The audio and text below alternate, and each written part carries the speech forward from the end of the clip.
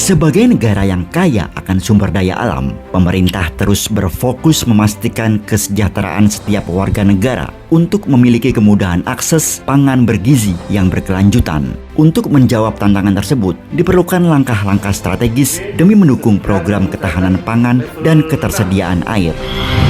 Hal ini dibuktikan oleh Kementerian PUPR melalui pengembangan percepatan infrastruktur, yaitu bendungan.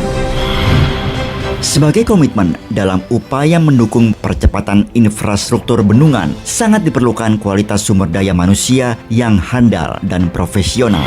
Berdasarkan Peraturan Menteri Pekerjaan Umum dan Perumahan Rakyat Nomor 10 Tahun 2020, serta Keputusan Menteri Pekerjaan Umum dan Perumahan Rakyat Nomor 1410/KPTS/M/2020 menetapkan Komite Nasional Indonesia untuk Bendungan Besar sebagai organisasi profesi di bidang bendungan besar untuk dapat berperan aktif dalam pembangunan, pengoperasian, dan pemeliharaan bendungan besar di Indonesia melalui keberlangsungan organisasi dan kegiatan para anggotanya.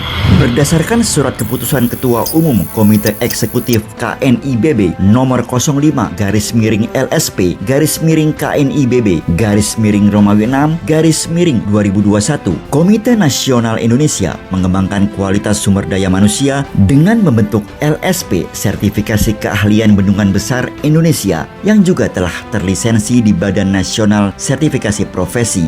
LSP SKBB Indonesia didasarkan pada upaya KNIBB untuk mengembangkan layanan sertifikasi kompetensi kerja dalam bidang bendungan besar, meliputi ruang lingkup lisensi berupa 3 skema sertifikasi yang telah terverifikasi oleh BNSP.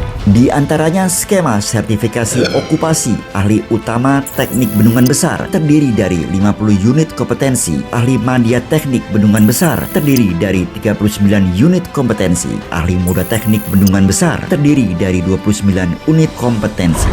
Adapun tahapan proses sertifikasi dilaksanakan melalui beberapa tahap. Tahap pertama secara online. Para peserta wajib mengunjungi portal simpan.go.id terlebih dahulu, lalu upload semua SK-SK terkait serta pengalaman kerja sejak tahun 2010 hingga saat ini.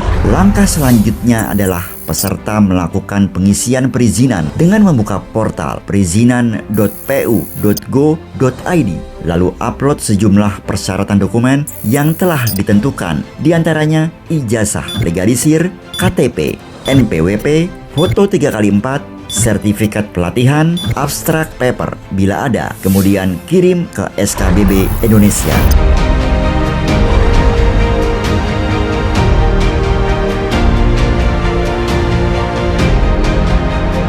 Proses sertifikasi tahap kedua secara offline. Setiap peserta wajib melakukan registrasi terlebih dahulu di kantor LSP SKBB Indonesia dengan mengisi form aplikasi. Tahap selanjutnya, peserta melakukan konsultasi sebelum dilakukan penilaian. Kondisi ini untuk membangun dan menjaga situasi penilaian. Setelah itu, dilakukan pengumpulan bukti yang berkualitas serta beberapa akses pendukung lainnya. Tahapan berikutnya membuat keputusan penilaian. Setelah ada keputusan penilaian, asesor mencatat dan melaporkan hasil keputusan penilaian tersebut. Langkah terakhir adalah mencatat dan meninjau kembali keputusan penilaian. Kini semua kemudahan akses informasi mengenai tahapan sertifikasi kompetensi sudah tersaji lengkap dalam satu portal resmi. Dengan komitmen penuh, diharapkan LSP SKBB Indonesia terus dapat berinovasi, mengembangkan dan meningkatkan mutu sumber daya manusia yang lebih profesional dan